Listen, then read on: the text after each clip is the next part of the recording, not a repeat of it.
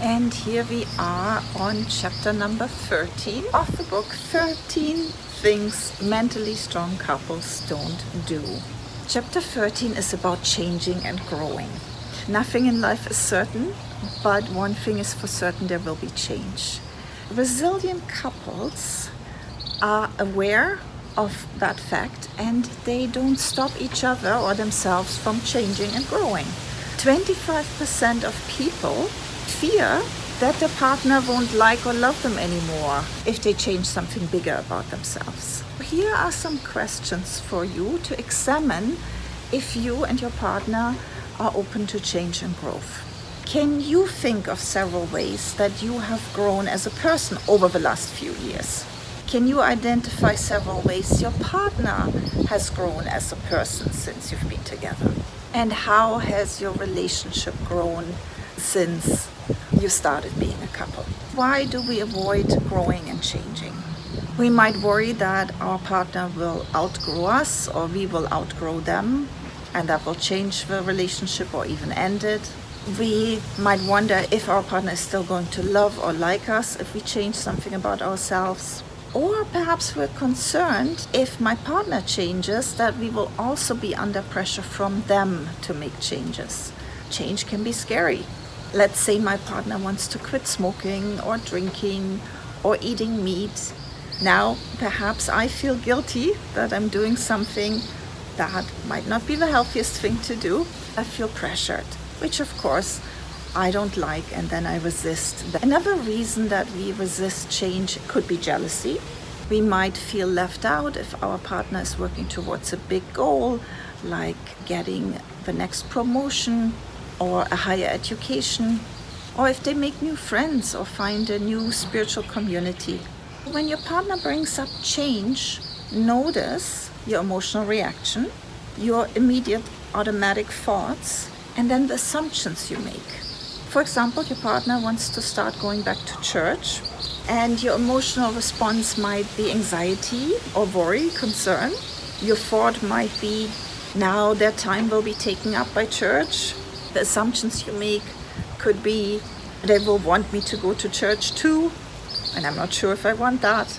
They will be busy volunteering because I know my partner likes to get involved. We won't have time to do our usual fun things anymore at the weekend, and now they won't need me as much anymore. Talk to your partner about your assumptions, because then you can examine them for the truth together. We need to examine our stories and narratives on a regular basis. If you want to create new goals for yourself, don't let your partner's resistance hold you back. If they don't want to join in, that's okay. You can still go to the gym, or learn a new language, or take a dance class or an art class. You can work towards running a marathon. When you become a better version of yourself, you're going to be happier, you will feel more fulfilled, and that means you're also a better version of yourself in your marriage. However, don't deny the domino effect a change has. Sometimes we might think, oh, it's just a little change, and we forget how one change can have an impact on other things. Let's say I decide to get up early in the morning to exercise. That might mean I need to go to bed an hour earlier at night, and that could again mean that instead of sitting in front of the TV with my partner watching our favorite show, I am already asleep. My change about my exercise routine indirectly affects the relationship. That can bring up grief and sadness for my partner, so do not ignore this. Make sure you talk about the possible impacts of a change you want to make. Another example would be you want to start a new diet.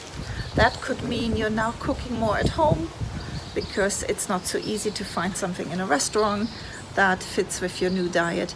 But if you beforehand used to go out and enjoy that, or you used to do takeout a lot, or you socialized with friends who like to go to certain restaurants, all those activities would be impacted.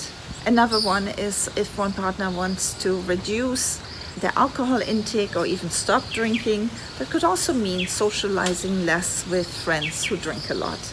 If you're the one who struggles with change, but you're realizing it could be healthy for you to take that leap and make some changes, start by making a list of all the positives this change would bring with it.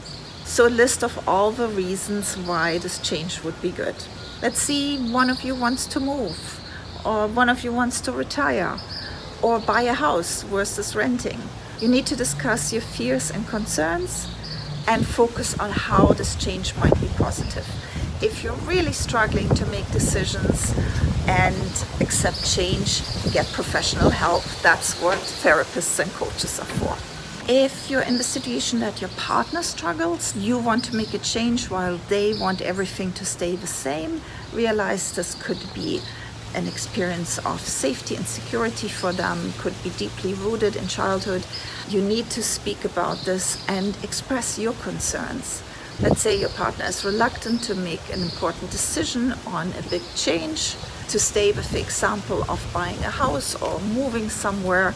Perhaps you've got an opportunity to move abroad for a few years.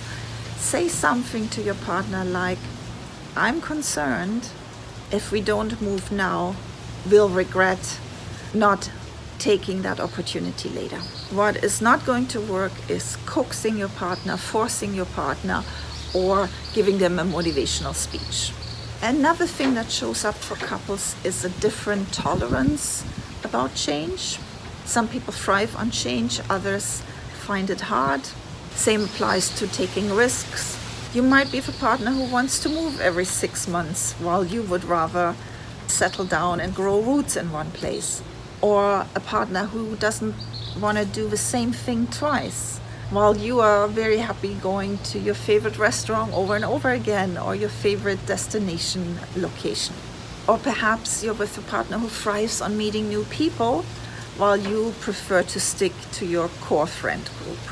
You need to have conversations about your different needs and find solutions. Be creative, create compromises.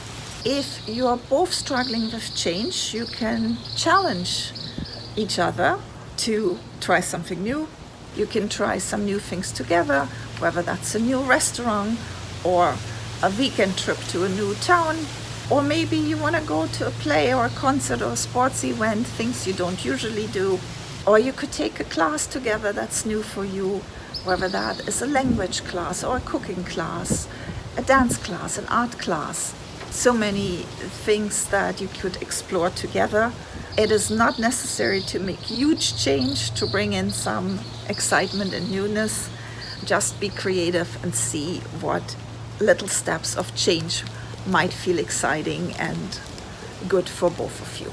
Growing and changing as individuals and as a couple makes you definitely stronger.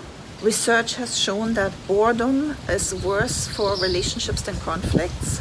Boredom is a huge predictor for relationship dissatisfaction and can in the end lead to the breakup of a relationship. Change, on the other hand, keeps the relationship alive. We all need change.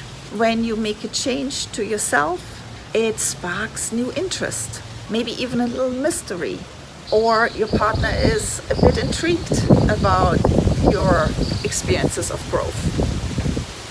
So that can keep the romance alive. It can be exciting and inspiring to go on little adventures together and to grow together as a couple. Amy Morin warns not to confuse your partner's silence with agreement or with them being comfortable with the change. They might try really hard to be supportive but still be very uncomfortable. Make sure you check in and you talk about how the changes feel to them, how they impact them, and of course, your relationship.